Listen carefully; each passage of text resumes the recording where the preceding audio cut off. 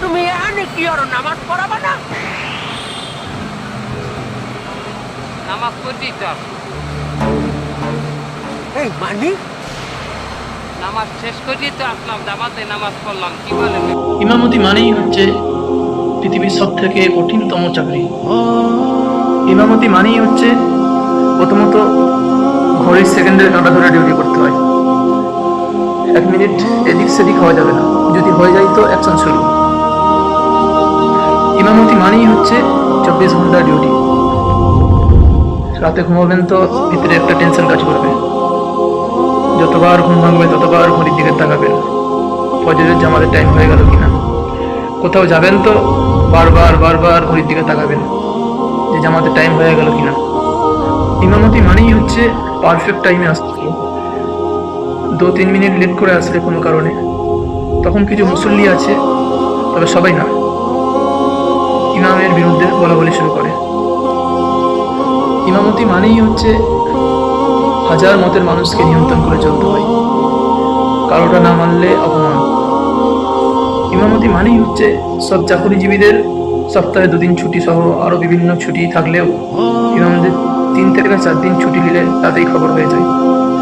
ইমামতি মানেই হচ্ছে সবার নামাজ দায়িত্ব নিয়ে দাঁড়াতে হয়। সূরা কিরাত সহ আরো বিভিন্ন নিয়মকানুন যদি এদিক সেদিক হয়ে যায় সবার নামাজ নষ্ট হয়ে যায়। এছাড়াও আরো বিভিন্ন কারণ তো আছে। সবার মা বাবা বউ বাচ্চা অসুস্থ হলেও ইমামদের বউ বাচ্চা মা বাবা অসুস্থ হয় না। ইমামতি মানেই হচ্ছে সবাই বিয়ে শাদী সহ আরো বিভিন্ন অনুষ্ঠানে দাওয়াতে যেতে পারলেও ইমামদের বাড়িতে অনুষ্ঠান বা বিয়ে বাড়িতে যাওয়ার সুযোগ হয় না। মাঝে মাঝে মনে হয় জেলখানা আর ইমামতি কাছাকাছি, তাই এরই নাম এই ইমামতি। একটা মসজিদ নির্মাণ করতে 8-10 লাখ টাকা খরচা করতে পারে, কিন্তু ইমাম সাহেবদের 10 লাখ টাকা মাইনে দিতে পারে না। ভাই আমি ইমাম রাখবো, একজনকে রাখবো, তার ভরণ পোষণ দিতে পারবো না, কেন আমরা ইমামতি রাখবো একজন? আচ্ছা, যারা পড়াশোনা করে না, যারা হচ্ছে যে চাষি বা হচ্ছে যে যারা জন খাটে, তাদের রোজ হচ্ছে 300 থেকে 350, 400, 500। আর একজন দিনী শিক্ষা আলেম বলুন, মাওলানা বলুন, হাফিজ বলুন, কারি বলুন, কষ্ট করে মেহনত করে হাফিজ ডিগ্রি উপার্জন করেছে, ইমামতি মাওলানা পাস করেছে, হাফিজ পাস করেছে, মাওলানা পাস করেছে, করে দাওয়াতি কাজ করছে।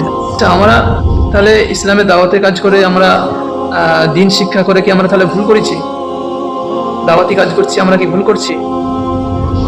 কেন আমাদের প্রতি কোনো বিচার নাই? একজন ইমাম সাহেব যিনি 30 বছর 40 বছর ইমামতি করলেন, করার পর তার বাড়িঘর, তার পরিবার দেখেন কি হালতে থাকে। দারিদ্রতা নিয়ে, বুক ভরা ব্যথা কষ্ট নিয়ে, টেনশন নিয়ে সমাজের ইমাম সাহেবদের এই অবস্থা।